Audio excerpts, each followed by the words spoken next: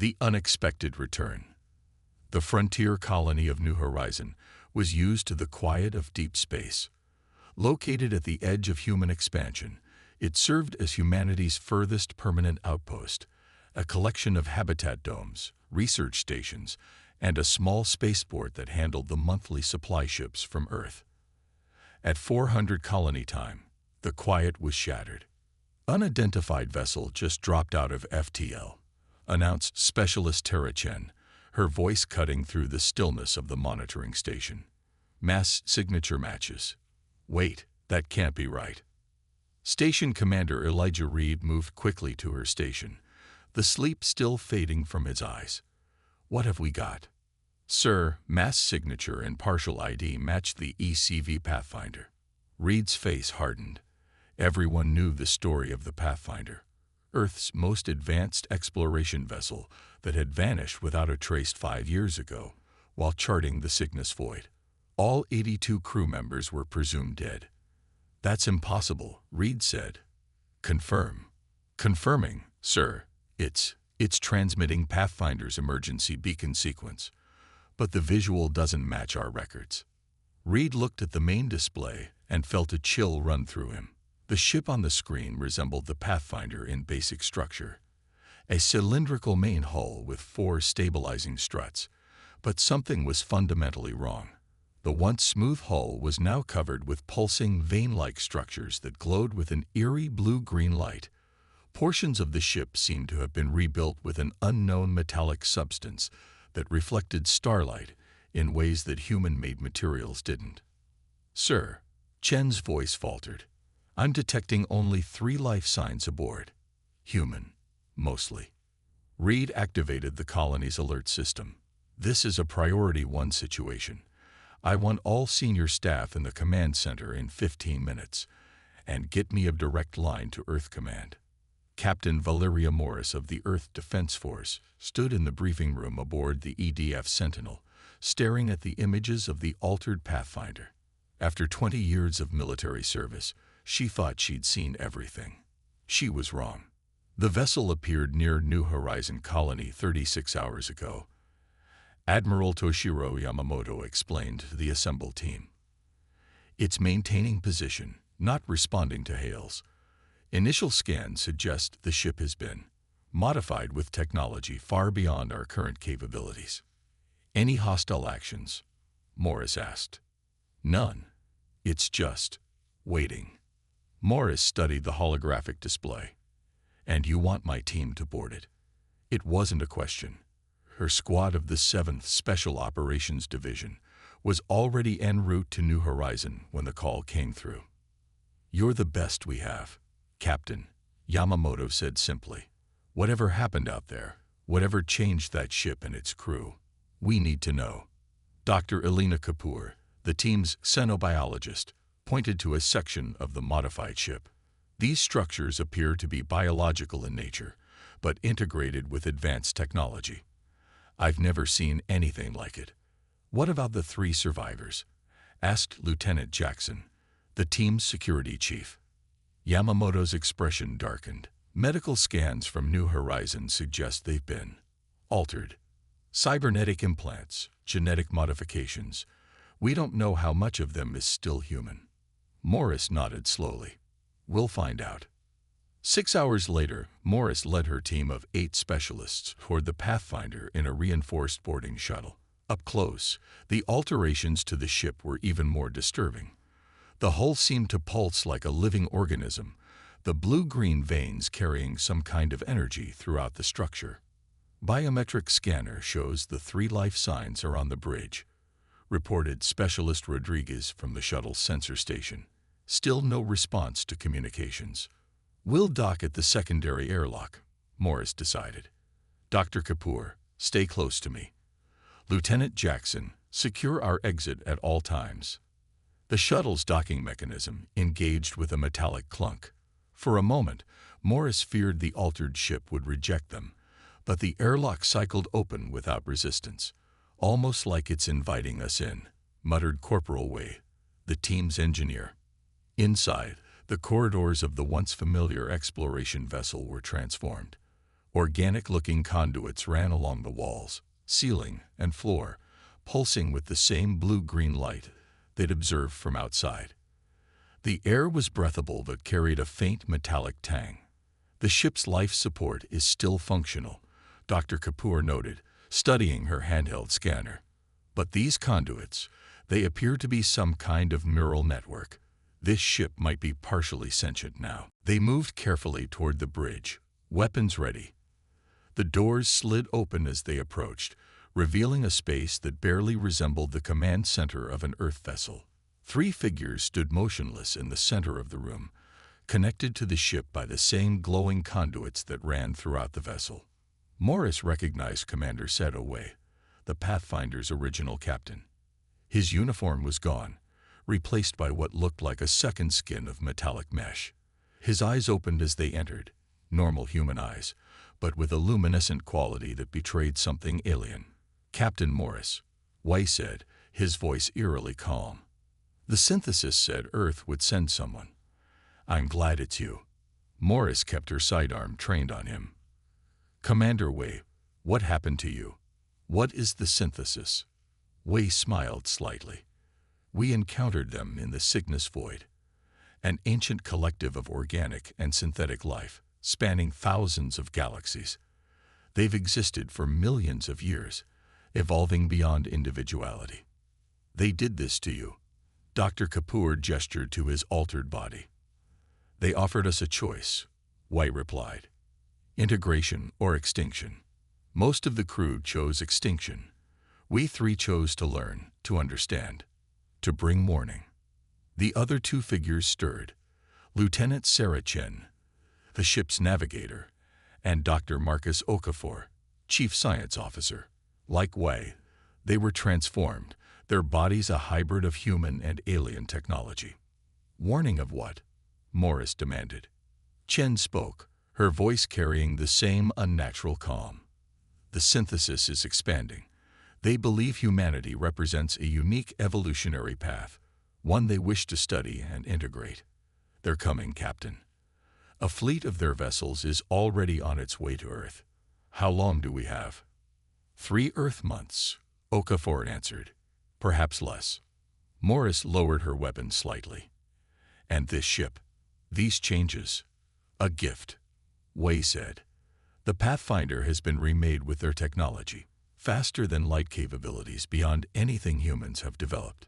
Defensive systems that can withstand forces that would vaporize an Earth fleet. And weapons." He paused. "Weapons that could destroy a planet. Why give us such technology if they're planning to invade?" "The synthesis doesn't think as we do," Way explained. "They value knowledge above all. This ship is both a warning and a test. If humanity can understand and utilize what they've given us, we might be worthy of special consideration in their collective." "And if we can't?" Morris asked, though she already knew the answer. "Then we become like all the others they've encountered, studied, harvested, and assimilated. Individual identity erased for the greater knowledge of the collective." Morris exchanged glances with her team. "We need to report this to Earth Command. Commander Way, will you and your crew cooperate with us?" We nodded.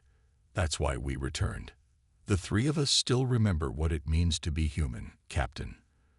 The synthesis changed our bodies, enhanced our minds, but they couldn't fully erase our connection to humanity.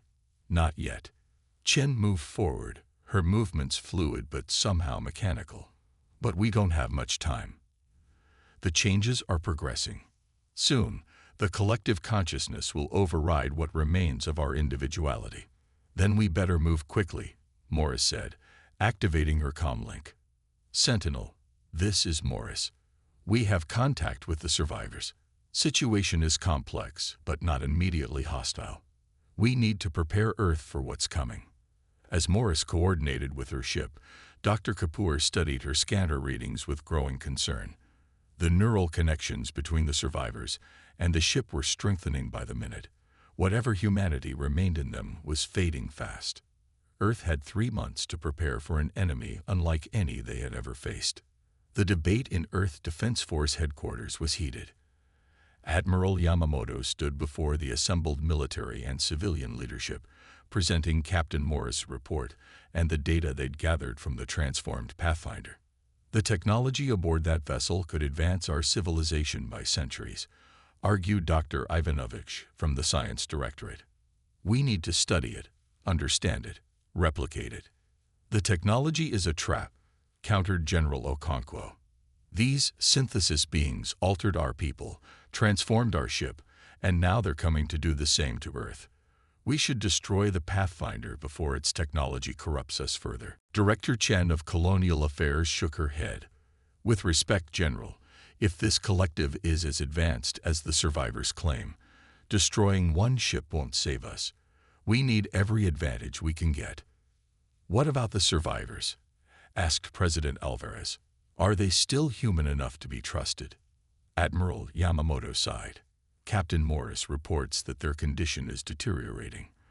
The alien technology is gradually overriding their human consciousness. Dr. Kapoor estimates they have perhaps 2 weeks before they fully integrate with the collective mind. Then we have 2 weeks to learn everything we can from them, the President decided. Admiral, you will oversee this operation personally. Quarantine the Pathfinder near Luna Base. Give Captain Morris whatever resources she needs. If war is coming, I want Earth ready. As the meeting disbanded, Admiral Yamamoto pulled Captain Morris aside. You've spent the most time with them. What's your assessment? Morris considered the question carefully. They're fighting it, sir. Whatever the synthesis did to them, there's still something human in there, especially Commander Wei. I believe he's holding on through sheer force of will. For what purpose? I think he knows something about the synthesis that he hasn't told us yet, something that might give us an edge. Yamamoto nodded. Find out what it is, Captain. The fate of our species may depend on it. Humanity's stand. Captain Morris stood in the observation room, watching as Dr. Kapoor conducted another round of tests on Commander Wei. In the 2 weeks since the Pathfinder had been moved to Luna Base, the changes in the 3 survivors had accelerated. Lieutenant Chen had already succumbed to the collective consciousness, her human personality completely subsumed. Dr. Okafor was barely hanging on, speaking only in fragmented sentences that alternated between his own voice and the eerily harmonious tones of the synthesis. Only Commander Wei maintained a tenuous grip on his humanity, though the effort clearly caused him immense pain. The neural pathways are becoming more complex, Dr. Kapoor explained, showing Morris the brain scans. It's as if their minds are being rewired to process information differently. The integration isn't just physical, it's restructuring how they think. Can we reverse it? Morris asked. Kapoor shook her head. Not with our current understanding. The technology is so far beyond us that even with everything we've learned, we've only scratched the surface. Commander Wei's eyes opened suddenly. Captain, he said, his voice strained. Time. Running out. Morris approached him. Commander, you're fighting harder than the others. Why? What do you know that you haven't told us? Wei's face contorted with the effort of maintaining control. The synthesis. They are not invincible. They have a vulnerability. What vulnerability? Chaos. Wei whispered. Individual thought. Unpredictability. The collective seeks patterns, order. It cannot process true randomness. Morris leaned closer. How does that help us? Human creativity. Imagination. It confuses them. When we first encountered them, Sarah, Lieutenant Chen, she was playing music. Mozart. They were fascinated but disturbed by it, called it beautiful disorder. Before Morris could ask more questions, the base alarms blared. Admiral Yamamoto's voice came over the comm system. All personnel to battle stations. Multiple unidentified vessels just appeared at the edge of the solar system. They're heading for Earth. Wei's eyes widened. They're early. The Vanguard fleet, testing our defenses. Morris rushed to the command center, where Yamamoto and his staff were monitoring the approaching vessels. 7 ships, reported the tactical officer. Configuration unknown. Size comparable to our largest dreadnoughts, but their energy signatures are off the charts. They're not responding to hails, added the communications officer. They've ignored all standard first contact protocols. Yamamoto turned to Morris. Captain, what would Commander Wei advise? He said their weakness is unpredictability, sir. Human creativity confuses their collective consciousness. The Admiral considered this. Conventional tactics won't work against technology this advanced. We need to think differently. He turned to his tactical officer. Deploy the fleet in Maneuver Zeta 9. Morris recognized the reference. Zeta 9 wasn't a standard military formation, but a theoretical deployment pattern designed by a chess grandmaster for a war game simulation. It had been deemed too unorthodox for practical use, its movements seemingly random to all but the most sophisticated strategic minds. And prepare the Pathfinder, Yamamoto added. If we're going to use their technology against them, now's the time. The Synthesis Vanguard entered Earth orbit with methodical precision. Their ships, massive, crystalline structures that pulsed with the same blue-green energy as the Pathfinder, moved in perfect formation, ignoring the Earth defense fleet that scrambled to intercept them. Aboard the transformed Pathfinder, Morris worked frantically with her team and the few engineers who had managed to begin understanding the alien systems. Commander Wei, strapped to a medical chair and fighting against the collective consciousness with every fiber of his being, guided them through the ship's capabilities. The weapons target their central nodes, Wei gasped, pointing to a schematic of the synthesis ships. The collective consciousness, distributed but hierarchical, disrupt the primary node, creates cascade failure. Dr. Kapoor monitored Wei's vital signs with growing concern. He can't keep this up much longer, Captain. The collective is trying to reassert control. Just a little longer, Commander, Morris urged. Show us how to use the defensive systems. Wei's hands moved across the alien interface, his fingers leaving trails of blue-green light. Shield harmonics, adaptive, randomized frequency shifts. They won't expect. On the main view screen, they watched as the Earth fleet engaged the Synthesis Vanguard. The human ships executed the unorthodox Zeta 9 pattern, their movements seemingly erratic but coordinated in ways the collective mind struggled to predict. For a moment, it seemed to work.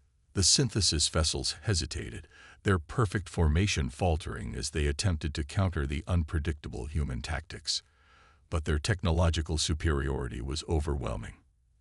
Energy beams lanced out, cutting through Earth's most advanced warships like they were made of paper. We need to move now, Morris decided. Helm, take us in. Target the lead ship's central node as Commander Wei indicated.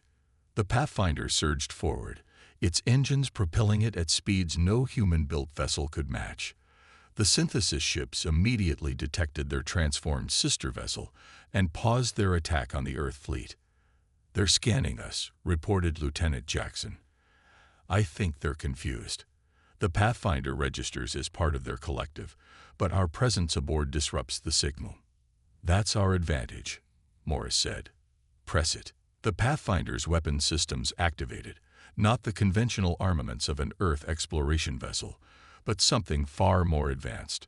Streams of energy unlike anything humans had developed erupted from the ship, targeted precisely at the weak points Commander Wei had identified. The lead synthesis vessel shuddered as the energy struck its central node. For a moment, nothing happened. Then, like a crystal shattering from within, the massive ship began to break apart, its blue-green light flickering and dying. It worked, exclaimed Rodriguez. The other ships are pulling back, regrouping. But their victory was short-lived. The remaining 6 synthesis vessels coordinated their response, surrounding the Pathfinder in a perfect hexagonal formation. They're adapting, Wei warned, his voice weaker now. The collective, learning, analyzing our tactics. Energy beams from all 6 ships converged on the Pathfinder. The advanced shields held, but the strain on the systems was enormous. "We can't take much more of this," Jackson warned. Shield integrity dropping. Commander Wei suddenly straightened in his chair, his eyes clear for the first time in days. "I know what we need to do," he said, his voice stronger. "The synthesis fears true individuality, the unpredictable nature of independent thought. That's why they seek to assimilate rather than destroy. If we can overload their collective consciousness with too many individual patterns." "How?" Morris demanded. Wei moved to the main control interface. "The Pathfinder's communications array has been modified to interface directly with the collective. I can use it to transmit humanity." "Transmit humanity?" Dr. Kapoor looked skeptical. "What does that mean?" "Everything," Wei replied. "Music, art, literature, mathematics, dreams, fears, hopes. The beautiful chaos of billions of individual minds. The synthesis cannot process it all at once. It will create a feedback loop in their network." Morris understood. "You're talking about a data weapon." We nodded. "But I need access to Earth's cultural database, and—" he hesitated. "I need to fully connect with the ship to do it. Once I do, I may not be able to come back." Admiral Yamamoto, monitoring from Luna Base, gave the authorization. "Do it, Commander. Earth stands with you." The Pathfinder's communication systems linked with Earth's networks, downloading petabytes of human culture, creativity, and thought, from Shakespeare to quantum physics, from children's drawings to grand symphonies, from mathematical proofs to love letters. The beautiful disorder of human existence. Wei connected himself fully to the ship's systems, becoming the conduit between human chaos and the synthesis order. The Pathfinder began broadcasting, not just data but the essence of humanity itself. The effect on the synthesis fleet was immediate and dramatic. Their perfect formation dissolved as their ships began to move erratically, their energy signatures fluctuating wildly. "It's working," Kapoor whispered. "They can't process it all. The individual patterns are overwhelming their collective consciousness." On the view screen, the synthesis vessels began to withdraw, retreating from the solar system, as their systems struggled to filter the flood of human unpredictability. Commander Wei slumped in his chair, the blue-green light in his cybernetic implants fading. "Not destroyed," he murmured. "Just retreating. To adapt. They'll return. But now, you know their weakness." Morris knelt beside him. "We'll be ready, Commander. Thanks to you." Wei smiled faintly. "Not me. Humanity. The beautiful disorder of being human." His eyes closed as the last of his strength faded.